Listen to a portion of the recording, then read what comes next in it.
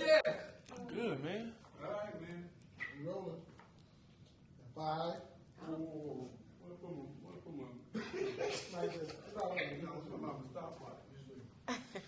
Turn to make sure my phone is off. Yes, it is.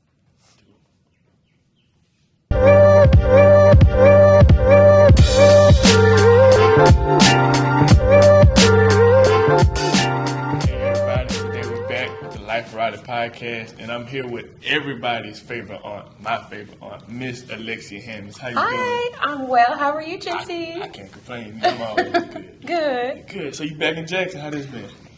It You feels only good. been back for a day though, right? Yeah, just getting back, but it feels good. It's super hot, but glad to be back in my own home. And thank you so much for inviting me. No problem. Thank you for being on the show. I'm proud of you. It's an honor. I thank you so much. Thank you so much. Yes. So let's talk about it. Okay. Grambling alum, former captain, dance captain of the Orchesis Dance Company. Orchesis Dance Company. Now, what does that mean? Orchesis means the art of dance. Art of dance. Yes. So that's Grambling's. That's Gremlin's dance company. So we're a dance company, but in the fall we are with the band, and we're doing the field show and in the stands. And in the spring we do concert work, like contemporary, modern, ballet, jazz, tap. We do all of it. We perform everywhere. Okay. Yes. So how was that experience? Like you did it while you were in school, right? Yes, when I was in So college. how Yes, was and that then while you were in school? time consuming. I didn't have a life other than those books. Probably like you, like pretty much books and football. For dancers and band people, it's books and band or books and dance. And I mean, early morning practices. You're out there late with the band. You know, practice is over when it's over. Especially getting close to like Bayou Classics, which for you guys would be the equivalent to the Orange Blossom Classic. So The Blue Blossom. the Blue Blossom? Yeah, because Jackson State, we dominated that the past 2 years. okay, but officially it's called the Orange Blossom. That's what the people up there call it. We call it in Jackson. We call it. Let me know something. The Okay. Blue Blossom. The Blue Blossom. Okay. Blue Blossom. The Blue Blossom Classic. So I'm sure the band and the J sets, they'll be working overtime to make sure that they look amazing and sound amazing like they always do. But it's a great experience. And so last year I actually worked with the girls and with the band, training them in yoga and Pilates, and then working with auditions for the dance line. So it was pretty fun. Okay. So yoga and Pilates, how did you get into that? Because you, as I did my research, that's something that you really do. Like you're real known for the yoga and Yes. Pilates aspect. So how do you get into that? Probably more known for that than anything else, no matter how I try to like run away from it and do different things. I've been teaching yoga and Pilates for almost 20 years, so about your age, yeah. 20.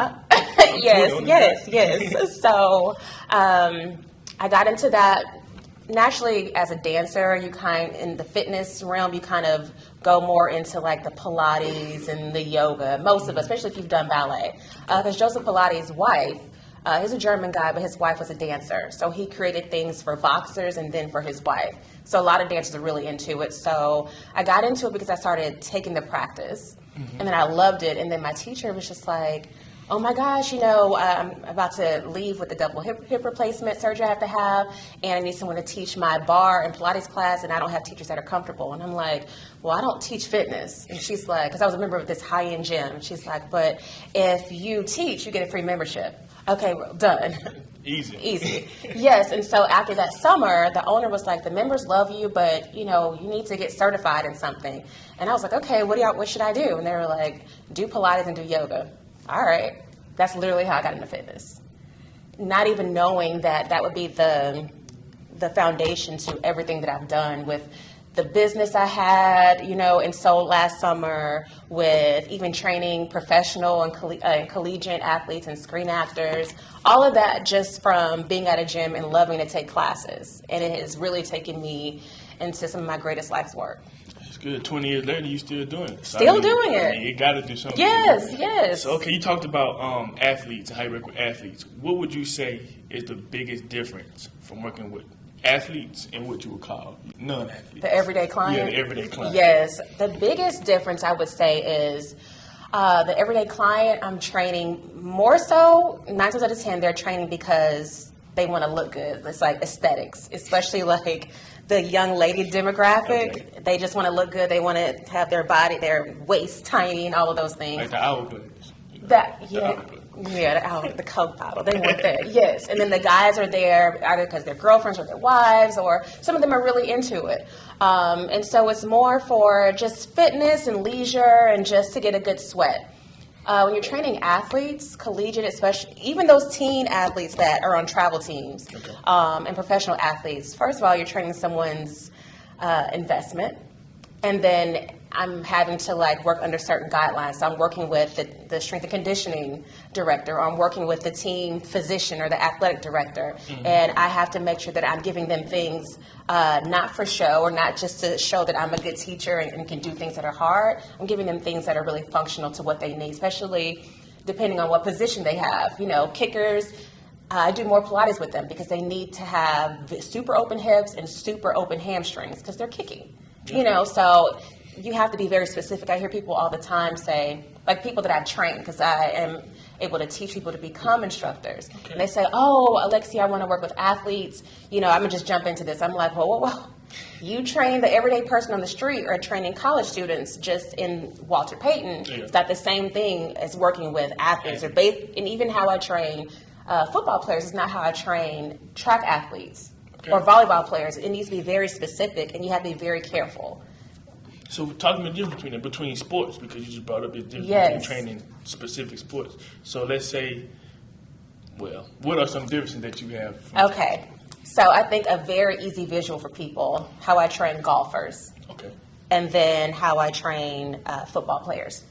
Football players, you have those big muscle groups. You need to open those things up. You guys usually really tighten the hips and the hamstrings, the shoulders, and then when you guys get injured, I have to work around those injuries. Mm-hmm. So when I'm doing injury prevention things or trying to heal things, that's more Pilates, not specifically yoga. So that's a difference too, and knowing when to do one or the other. With golfers, I do yoga more for meditation and just recovery on their light day, but for performance and warming them up right before they're about to play is Pilates, because Pilates is a lot of rotation. So if you think about golfers, they're swinging. They're bending over. They're doing lots of swinging, lots of rotation in their spine. And that is a really big deal. There's a lot of exercises focused specifically on rotation in the spine. So that's what I do with golfers, yes. So I think that would be the easiest thing for people to think about in their head and visualize it. So you are a Grambling alum. I am proud. Grambling alum. Mm-hmm. And as of recently, you've returned back to the school and you began working with them with yoga or Pilates. How you do it? How you separate it? Yoga. So you've been doing yoga with the football team. How's that been? Going back to your alma mater and seeing that and seeing the change and everything.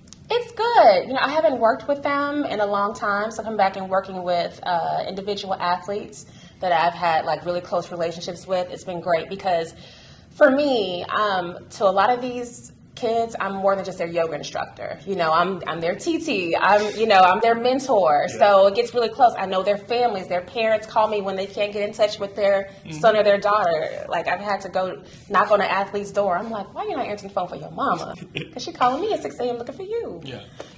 So it's just good to see them, because I was there for a while. Because usually when I've worked with collegiate or professional players, I'm in and out.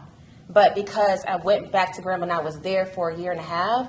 That was the first school that I was actually just there working with them, seeing them day in and day out. So it was really good. So being back this summer and then working with specific players, it's just been great. That's good. Mm-hmm. Okay, now we're going to harp on this Grambling alum point a lot. You are Grambling Okay, alum. but I'm here now. She's Grambling alum, but she's now currently at Jackson State getting your master's. Yes, I'm getting my master's. I'm doing the master's thesis in sport management. And I love being a Tiger 2 times. And I'm the I love, because I feel seriously, and my grandma will give me a hard time, but I feel like my department here has really set me up for success. Because I don't know, a lot of people don't know this, but, I started college in 2000 and I left my senior year and I started my fitness career. And then I started my hair perfume line. And then I sold that last summer, and then I decided to come back to school spring 22. So I graduated with my bachelor's in December of 2022 and then came here, so it feels really good to be back in school. And so because I know I had that huge gap and I chose the thesis route, I'm just doing research and writing, and it's just APA format, what? Let me Google. It's very humbling, coming from being the boss of something and knowing everything, coming back to academia, now people who are in their 20s, I'm asking them for help, like, okay, how did you format this? How did you do this PowerPoint? But, you know, it's the smart person always knows what they don't know. In my department, they know that I want to go on and get my PhD, so everyone has really just been overextending themselves to help me because I'm willing to learn. Okay. Now, you mentioned your line.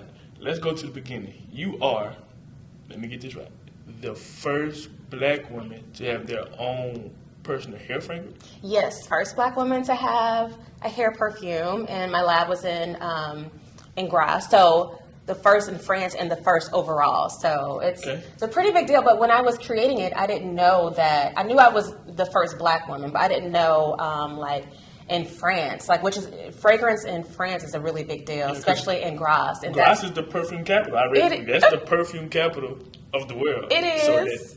So you have yes. So that was. And because of that, and when we launched, it was a really great time because we launched right around COVID time. So everything was online, and we got amazing press. And I think it made it easier. I mean, I had an amazing product, but also all these like Cosmopolitan, and then Thrillist and the Today Show. At that time, all these different companies and media outlets, they really wanted to include Black businesses. Okay. So, I mean, I think I would have made it in there anyway for my product, but that definitely helped. Like the timing of it, everything just worked together. Yes. Okay. Now let's go back to dance. Okay. You've danced in a lot of big things. But one thing I know is you danced behind the late Tina Turner. Yes, in the Super Bowl. Mm-hmm. Talk to us about that and that experience. How, at the time you had, being around her and learning from her. Yes, I was in high school. I want to say, when was that? That was either 96 or 97. Someone fact check that whenever Tina Turner did the Super Bowl in Atlanta. We'll figure it out. Okay, so I initially auditioned for just like, usually for those big performances, like even when Beyonce performed, you'll see her main dancers on stage and then you'll see like the big sea of people. Okay. So I auditioned for like the big sea of people. I'm like, I just want to be in here. Like I'm in high school. Like I just want to dance. So I made that, of course. And then and so we're in rehearsal, and so this lady is just like walking back and forth. At the time, I didn't know that was her head choreographer. Okay. And so anytime I do dance, I was just training to be front and center or in the front row so people can see you. So the lady asked me, she was like, hey, are you available to come to a private rehearsal with Miss Turner later, one of our dancers? She can't perform. And I said, what? I mean, I guess, like, if the casting people say it's fine, they were like, sure. So I go in there, and I didn't really know what to expect. It's literally Miss Turner and 4 professional dancers and me. You have about 24 to 28 hours to learn the choreography and go. I said, okay, in dance, they always say you have to be prepared. It's a mind-body thing. You have to be ready to learn choreography at a fast pace. And I was just like, I am a teenager about to dance with Tina Turner. But even then, back then, for me, it was just like, oh, this is another cool thing. Yeah. But now that I'm older, I'm like, oh my God, like that was really a big thing, I mean, I knew she was big, of course. But I think sometimes when we're in things and we're experiencing things, and you'll see this, Jency, when you graduate. I think being a JSU football player is a big deal. But once you graduate and you get into the world and you hear people talk about and you say, I'll play for JSU, they'll be like, oh my God. And they'll ask you all these questions. You're just like, wow, okay, this is a big deal to people. Yeah. It's kind of like that. I'll post, even when I talk to you about things, I'll just say it casually and you'll be like, whoa. Yeah, let's not gloss over that. I'm like, okay. Because everything she does isn't casual at all. Not at all. But let's hop on that. So how was that experience, actually dancing in front of, we have to go check the Super Bowl. It was incredible. We have to check the performance. But how was that? It was a lot of people. Mm-hmm. I don't know how much of the theatrics was involved, A lot. But how was that experience? It was incredible. Very scary. Because I'm like, sometimes when you rehearse so much, but then when it's time to go perform, you're just like, ooh, can we just run through this one more time? So in my head, but these are professionals, so they're just doing their thing, and not that they weren't friendly, but I was a kid, and we were all the same height because they're little, but they're professionals, and I'm just some young girl that's just got in the mix, and they paid me.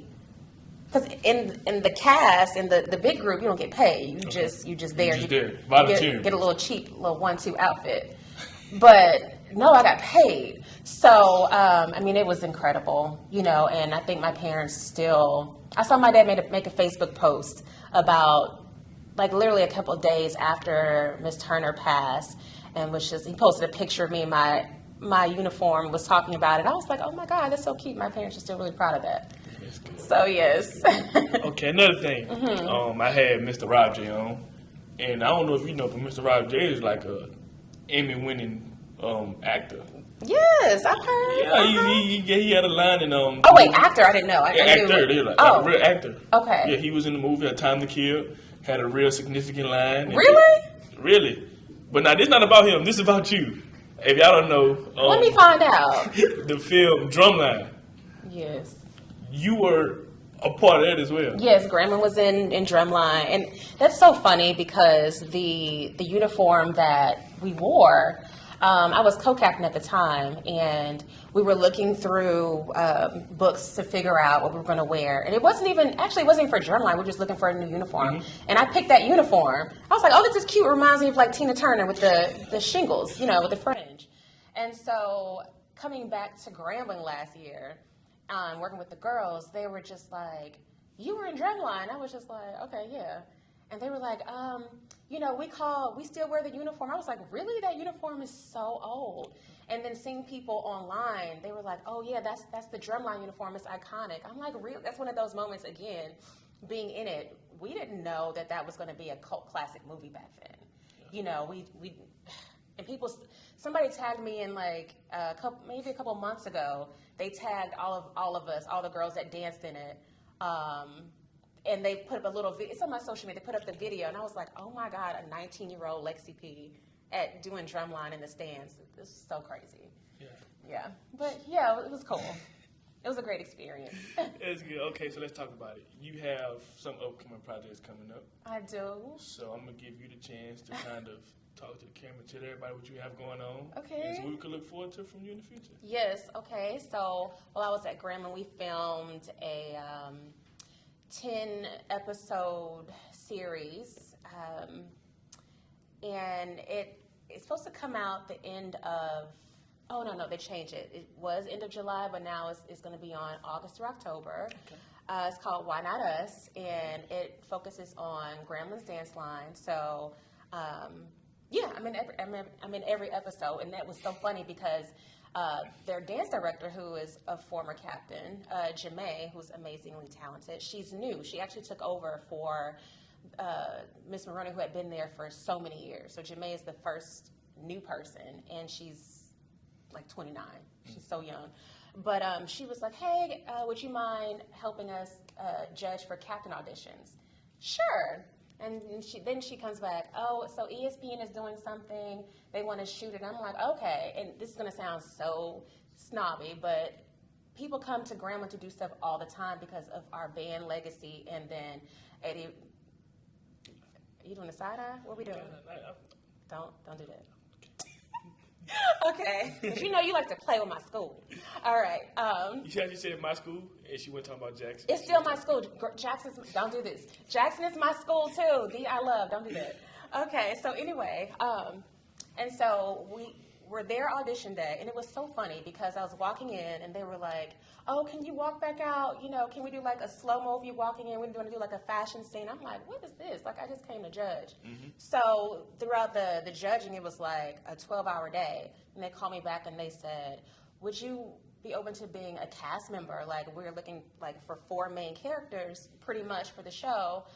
We just really love your personality." And I was like, "Oh, okay, sure." So, I mean, I had no idea that I was going to be a part of something like this. And from that, some producers reached out for a Netflix documentary that we start taping that in the fall. So it's me and 2 other people. So, you know, that's probably as much as I can talk about the Netflix thing. But I'm really excited about it. Yeah. Oh, that's really nice. Yeah. We also heard you're going to have SWAC Hall of Famer Rob J on there. So how do you think that's going to be, having him? Oh, on my yoga? Yeah, on your yoga. Yes, okay, yes. So I am shooting some yoga classes for JSU, which I'm excited because that way it gives an opportunity for people who can't take from me in person. They can just go to JSU TV and, have access to wellness and fitness. So Rob J is going to be my first body on the mat, and we're doing a yoga 101. I think he's going to be amazing, and I know people love him, and he's such a big personality. So I think it's going to be fun. People are going to watch it for him. So that's going to be hilarious. Yeah. I personally want to see. I want to be there when it's happening live. I just want to watch him. Yes. I just know it's going to be funny. I think it's going to be funny. Okay, I'm gonna get you this before you go. Okay. This year, Grambling, Jackson State, we have our homecomings the same week, same weekend, homecoming games. Everything's on the same weekend. Now, you being a Grambling alum and about to be a Jackson State alum in December, you said, right? Spring Okay, 24. so you being a JSU alum in spring, where you gonna be at for homecoming? Because you can't be in both places at once. Actually, I can. How? So I posed this question on Twitter, actually, and I love how the JSU fam has really embraced me, like, loving both schools. So I put it out there, and they were just like, oh, this is what you do. You do this, boom, boom, boom, and then you can go to Grambling for the game. Because it's my 20th anniversary for AKA, and it's the 75th celebration of Orchesis. Okay. So I'm partial to that. But this is going to be my only homecoming as a student at JSU. And so I'm like, how can I do, and don't hate me for this, but I don't really enjoy football games, honestly. So I'm going to do all of like the lead-up events, and then I'm going to get up early Saturday and then head to Grambling. But all my love to my football babies. I love y'all. I mean, I understand not being into football. If I went to Grambling, and I was a Grambling alumni. I'm not sure, but I'm pretty sure Grambling. You are choosing five. Grambling hasn't been good in a long time. Am I wrong, y'all? Grambling hasn't been good in a long time. I know we beat them 66-24. Jency Riley Jr. I'm just saying. So I wouldn't enjoy football either if that's what I was accustomed to watching. You know what? Thank you for listening. Thank you for tuning in. Thank you for listening. Thank you for tuning in. This has been the podcast with everybody's favorite aunt, Miss Alexia. Thanks. Bye.